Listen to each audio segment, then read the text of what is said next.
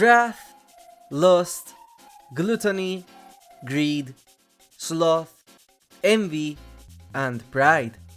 These are all known as the 7 deadly sins, and in this video I would like to show you which killers represent them best in my personal opinion.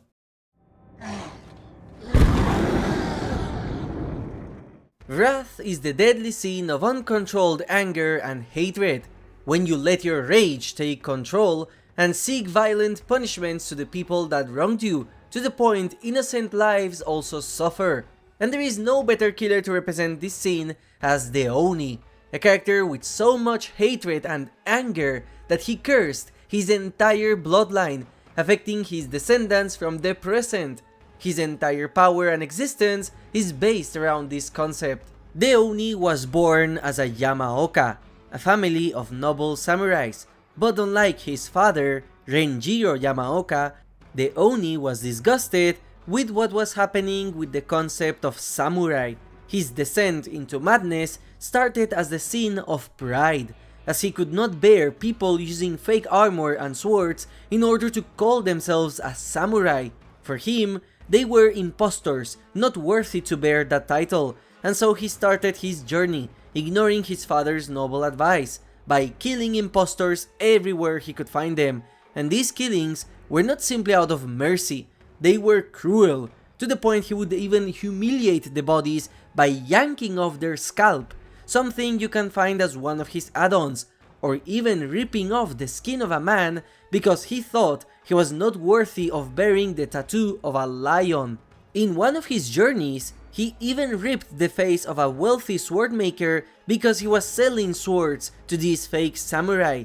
These killings were so brutal that civilians and monks called him Oni Yamaoka, putting a stain on his family's name. His pride was so high that he didn't understand why people would care for the fake samurais, as he saw it as cleansing his lineage. Furious from being called an Oni, he went to kill anyone who would dare call him that name, ripping their tongues so they could not speak that name again. And this is something he does in his Memento Mori to all survivors, since every single player calls him Oni instead of the samurai. His rage blinded him so much that he would even end up taking the life of his own father, Renjiro Yamaoka. His father was not the only victim to the wrath of the Oni, as he himself would perish because he was too focused on killing anyone who would utter that name, including a wealthy lord, which would eventually lead to an ambush by farmers that would end up taking his life, not with major casualties. And this wrath is what makes the entity be able to control this one-man army. Imagine dying on the hands of farmers with no combat skills after taking the life of so many others. That's pathetic, and his existence in this game is also pathetic. Now, the entity is taking advantage of his fury to force him to constantly chase innocent survivors just for its twisted games, and the Oni has no other thing to do other than oblige.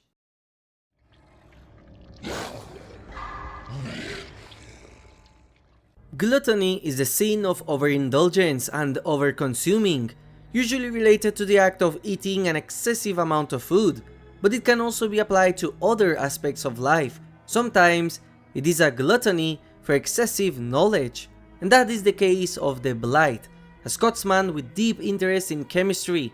Blight already had a lot of bodies on his name before he even became the Blight, as he was obsessed with a drug that would create superhumans, workers that could work more and rest less, and another drug to make soldiers not feel any pain. However, these drugs would end up killing hundreds of innocent workers and causing soldiers to go mad, and for that he would pay with a literal pipe hit on his head.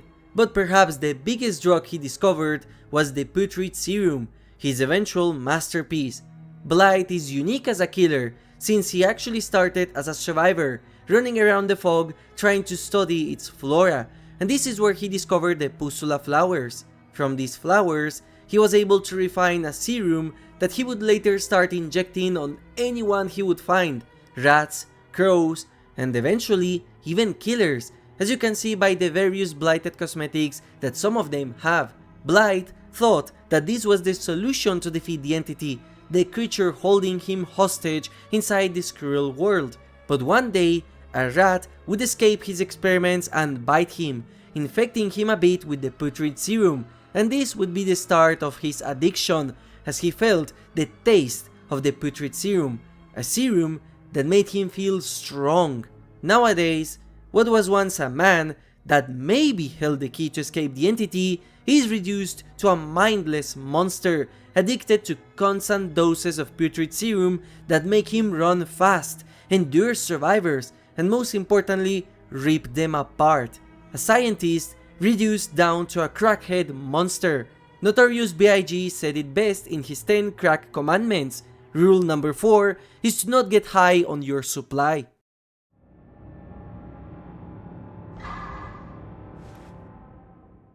Greed is the selfish sin of always wanting more money, more power, no matter the cost to achieve it. In terms of monetary value, Skull Merchant is the biggest representation of financial success.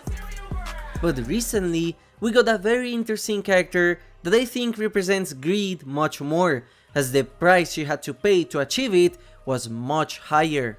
Burong was a normal woman with the dream of becoming a popular opera singer, a dream that was constantly shattered after every rehearsal. One day, Malai, a singer who quickly rose on the ranks, offered the opportunity to become the best singer the world has ever seen, at the cost of having something inhabit her insides, and all she needed to do is drink the potion. She accepted. She wanted to succeed in her dream no matter the cost. Surprisingly, the potion worked. She felt better than ever. Her voice was better than before. She quickly rose in the ranks. But something was off. The potion she accepted was actually a curse. And now, she is the Krasu, a creature of the night which detaches from her body and consumes anything it can find. One night, it was her friend, Janjira, who she consumed, leaving only her hand as the last remnant. On another night, it was now Malai, the same person who gave her the potion, as vengeance for the curse she gave her, as the only way to get rid of this creature is to pass it to someone else. She was furious and distressed, now that she is a monster more than a human. But all this sadness disappeared when she got a call from the director, offering her the lead role she always dreamed of. And this is where we can see the true greed of the Krasu. All she cares for is being famous. It didn't matter if she ate her own friend, or who she would kill during the night. All she needs is fame, no matter the cost, even if it means becoming a monster.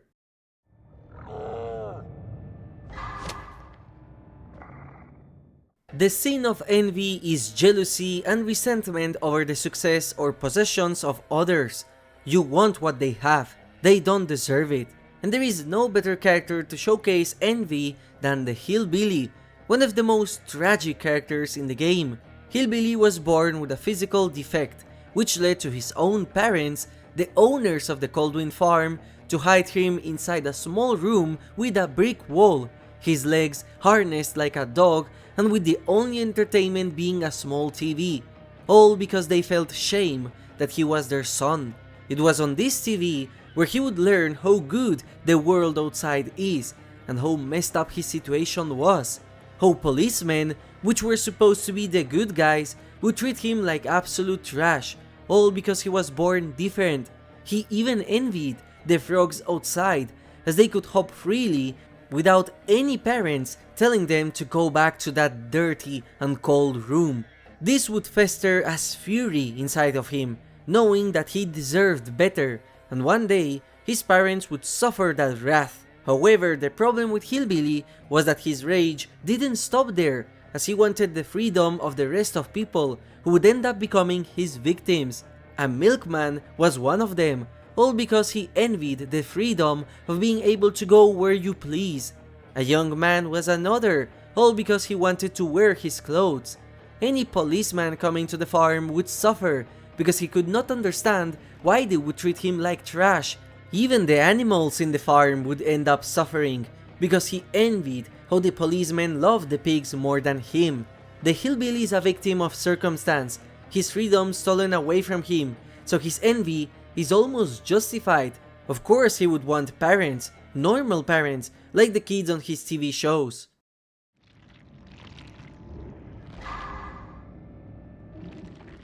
The sin of sloth is famously known as just being lazy, like for example watching a cool video and not hitting like. However, according to the Catholic interpretations, it can also mean apathy, to not have care in improving oneself or in helping others, to be conformed with what you have. This sin is by far the hardest to represent, as no killer fits the definition of it 100%. The closest one, in my opinion, and purely based on lore, is Dead Rich, because this creature was born out of this sin. Otto Stamper was the founder of The Fold, an experiment done on a private island in order to create a perfect utopia, a place where only good thoughts would exist and anything negative is banished. This community started to become more popular with time, with their leader being Otto Stamper, who led them with joy and meditation in order to cleanse anything that is not happiness. But negativity is in the nature of a human being. Over time, more and more negative thoughts started occurring in this sect, but nobody took action out of fear, as anyone who talked against them would be banished out of this perfect island, some even disappearing. Something was growing out of these feelings, a creature that stalked them in their sleep. But nobody did anything. They still meditated, still sang their happy songs, even if it were fake. Despite there being a creature roaming the island, nobody did anything. And this aversion to change, to stay comfy in their bubble, is the clear definition of sloth. It all became worse when Otto Stamper killed a journalist trying to uncover this sect and the real plans of Otto Stamper, which was to use these innocent people for an experiment based on suffering. He lied to them, telling the community that she was an agent trying to disrupt the goodness in this place, this happy place they had. This complacency led to the birth of the Dredge, a creature that feeds on misery and bad emotions, so it can be said that if it was not because of the sloth of the people inside this community, the Dredge wouldn't have manifested there.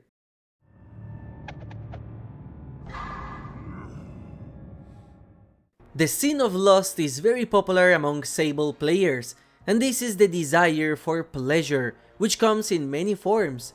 Now in terms of it, the Cenobite is the literal representation of lust.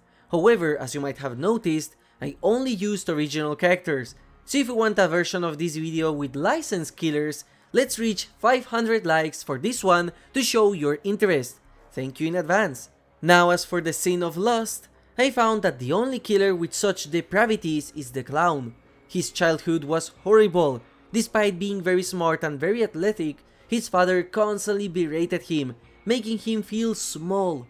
The clown first tasted power when he captured a small bird and killed it. That feeling of power gave the clown a rush of feeling so grand compared to this small and innocent life, and it woke something inside him, from birds to squirrels to eventually human fingers. He found them arousing, something exciting.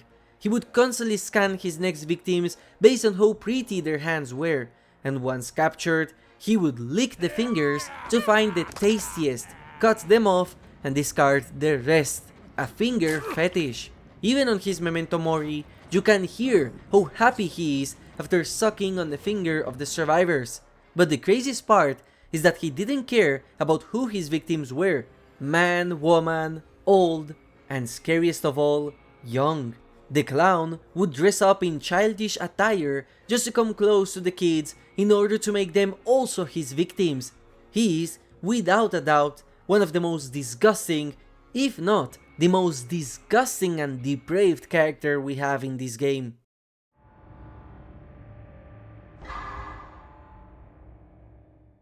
And finally, we have pride, considered as the worst sin out of all of them, the sin of excessive love of oneself to the point of putting down the rest, and there is no better fit than the trickster.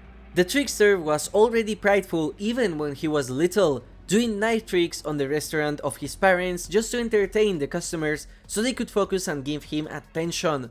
But his true awakening The moment where his pride would actually become his signature is when, after a lunch break, he came to the sight of his bandmates being burned alive due to the faulty wiring in the recording studio. They screamed his name, pleading for help, but instead, he was struck, stunned with the beauty of these people he once called friends, screaming his name with their last breath, to the point he let them die. Since then, he became addicted to this attention, thinking he was above others, especially now that he was a solo artist and all eyes would go to him. Using his facade as a K-pop singer, he would use this fame to come close to his fans in order to kill them and use their suffering for his music. Sometimes, he would even choose his victims based on how talented they are for singing, as that would mean their screams of pain would also be gorgeous. Instead of being brand friendly, he would always make violent music, hiding the audios of his crimes and remixing them to sell to the public, and that's how secure he was on himself. He would dress in violent ways that the managers and executives would not approve of, but he didn't care. He was above all. Why would he care and listen, follow their leadership? Trickster was his own leader, and everyone else was either his fans or instruments for his next hit piece. He is a master manipulator, constantly lying to Yoonjin in order to hide the horrific crimes he committed. He was so cocky that he constantly left his own belongings in the victim's body to prove how confident he was that nobody would catch him. He was on top of the world, and after all, he never got caught indeed. Now inside the fog, he has infinite eyes on him, ears that want to listen to his music, and he would be their musician. Now let me partake in the sin of pride and greed in order to thank all the amazing members that helped me support the channel and make these kinds of videos. As always, thank you for watching and have a nice day.